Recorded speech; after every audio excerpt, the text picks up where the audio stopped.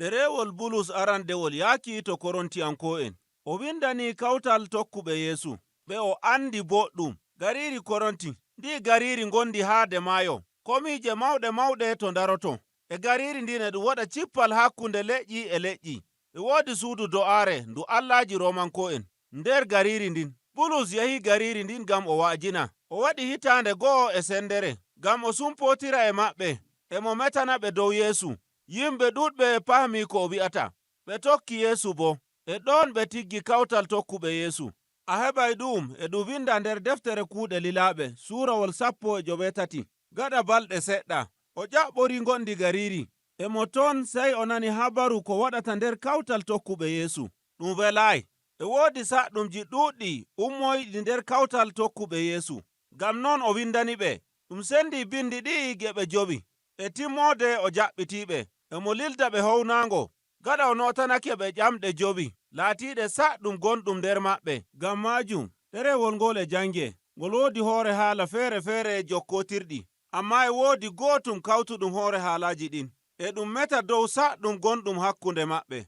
E ɗum meta dow habaru belɗum bi'eteeɗum dow Yeesu. E mo tabbitinana ɓe njooɗo to ɓe parka hoolaare maɓɓe. Ɗerewol ngol e holla ɓe ko haani ɓe nyuma dow maajum, ko woni nder yonki gonki nder habaru belɗum. Nder suurawol go'o yahki 4, e woodi woɓɓe moodiɓe garɓe nder gariiri ndin. Gaɗa Bulus ɗaliɓe, inde maɓɓe Apolos e Bitrus. Ngam non kawtal tokkuɓe Yeesu suɓi ko moye mo yiɗi tokkuki.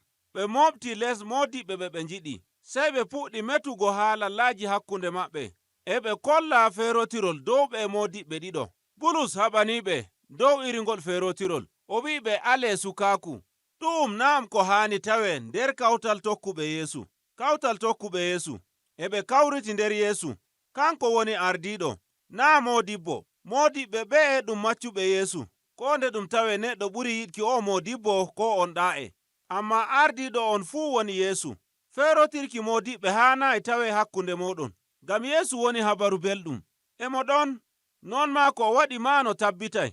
E woodi woɓɓe wooduɓe njikku baalayɓe to suudu to kawtal tokkuɓe Yeesu ngoni. Gooto maɓɓe wondi e inna muɗum. E woodi woɓɓe yahoɓe suudu do'aare Helenanko'en, e ɓe njaggano allahoy maɓɓe, e ɓe mbaalda e rewɓe huwoɓe nder suudu do'aare Helenanko'en, bano kaaruwa en mbaɗata. O wi'iɓe, nane fa, on njoofaɓe nder Yeesu Almasiihu.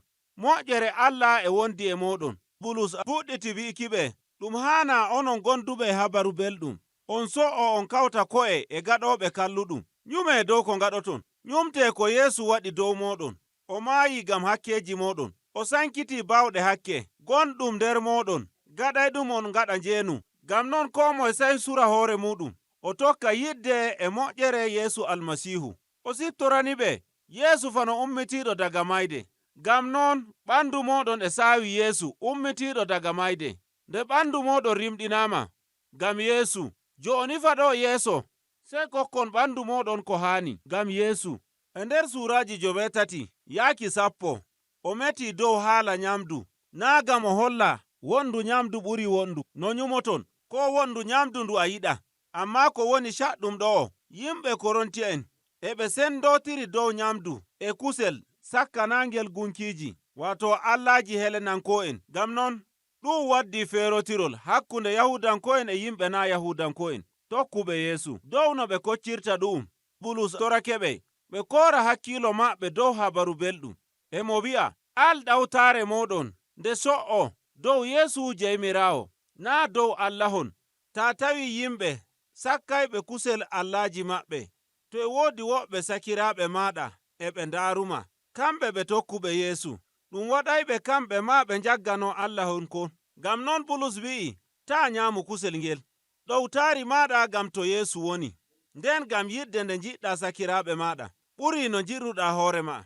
Ngam to kalkaaɓe, o wi'iɓe, nane onon tokkuɓe Yeesu nder Korontiyanko'en. Allah tagi ko ɗume e mardiiji, en boo andi Allahoy ko'on e suuɗi jagganaakokol fuu, ɗum leɗɗe sehaaɗe, ko kaaƴe sehaaɗe. To walaa goɗɗo haade majjayɗo ngam ko ngaɗuɗaa, a nana weelo, nyaamu nyamdu maaɗa, ɗum walaa hakke, ngam an a neɗɗo keso nder Yeesu, kisnoowo. To hakkiilo maaɗa wanyayɗum, ɗum walaa hakke, ko nde to woɓɓe ngala ɗon ɗum wala saɗɗum. To woodi woɓɓe ɓe sembiɗayi haade ta nyamu. Ko haani anden ɗo woni enɗam, yidde keɓetende nder enɗam. Nde haɗay tagu waɗa ko yiɗi. O hakkilana woɓɓe yidde nde Allah woodi. Kayre woni habaru belɗum. Kanjum woni ko Yeesu waɗi. Nde o maayi ngam woɓɓe, Bulus wi'i e haani tokkuɓe Yeesu kolla woɓɓe iri nde yidde. Nder suurawol 11 yaaki 14, Bulus nyamri yeeso e wi'iki caɗɗum gonɗum hakkunde maɓɓe nde ɓe kawri fuu ngam jagganaaki Allah. E woodi woɓɓe nder maɓɓe gooduɓe bawɗe. E yottaaki maɓɓe sey ɓe puɗɗa do'aaje ɓe ndo'o sembe e goɗɗe ɗemle feere ɗe ɗum anda. E woodi woɓɓe bo ekkitinooɓe bolde Allah. Sey woɓɓe nder maɓɓe ummo mbaɗa ka wannuki ɓe, ngam kamɓe ma ɓe njiɗi ɓe keɓa wakkati ngam ɓe ekkitina. Ɗum waddi caɗɗum mawɗum, ɓurna ma hoɗɓe nder maɓɓe. Ɗum haɗiɓe ɓe nana habaru belɗum. Ngam noon e nder suurawol ngo'ol, Bulus walli nyumo maɓɓe. E arande o ɓalliɓe, o holliɓe iri njikku haani ɓe mbaɗa. O wi'i, nde ɓe kawri e wigeere go'o, Ruuhu Allah e wondi e maɓɓe, nder kuuɗe maɓɓe, e nder ɓandu maɓɓe, e mo wallaɓe. Ɗum bo e mo hollaɓe no ɓandu Yeesu wontiri nder kawtal maɓɓe.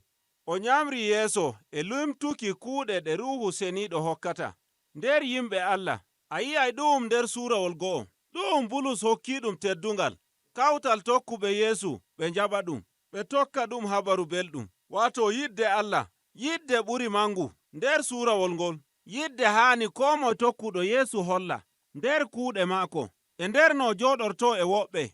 Bulus torake ɓe, amma woɓɓe nder maɓɓe e nyuma. Ko hawrata yimɓe woni ɓe keɓa bawɗe Ruuhu Ceniiɗo tan. Ɓe mbi'a ko woni nder ɓerɗe maɓɓe. O wi'iɓe, kettinde nanon, emi woodi bawɗe ngam do'aare. To ni bawɗe am ɗe majjinay hakkiilo woɓɓe, sey mi ɗalaɗe.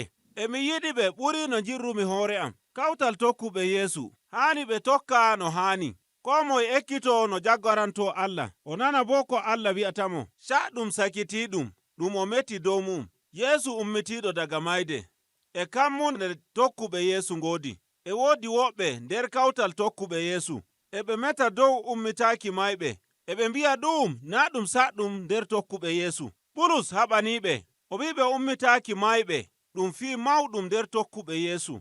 Yimɓe ɗuuɗɓe tabbitini ɗum nde ɓe nji'i Yeesu ummitiiɗo e ɓandu maako.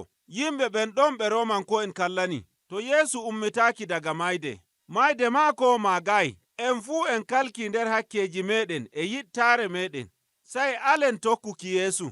Bulus holliɓe wi'iki ummitaaki Yeesu daga mayde ɗum jaalorgal dow hallende, e ɗon yonki heɓoto e bawɗe meɗen e kammunde nde ngoduɗen ngam duniyaaru fuu. Ay ngam ummitaaki ki'i, kanjum resi en ley Yeesu, kanjum bo haɗata en ngaɗen jeenu. E ɗon bawɗe yidde heɓoto. Njiɗa goɗɗo ɓuri no njirruɗa hoore maɗa. Kanjum bo woni kammunde meɗen e jaalorgal dow mayde. Ngam noon Bulus timmini e wi'iki Yeesu ummitake daga mayde. Kanjum woni habaru belɗum, na njikku mboɗngu tan. Yeesu omtani en dammugal. Ɗum woni ko deftere Korintiyanko'en arandeere wi'ata. Raaruki ngurdam nder habaru belɗum.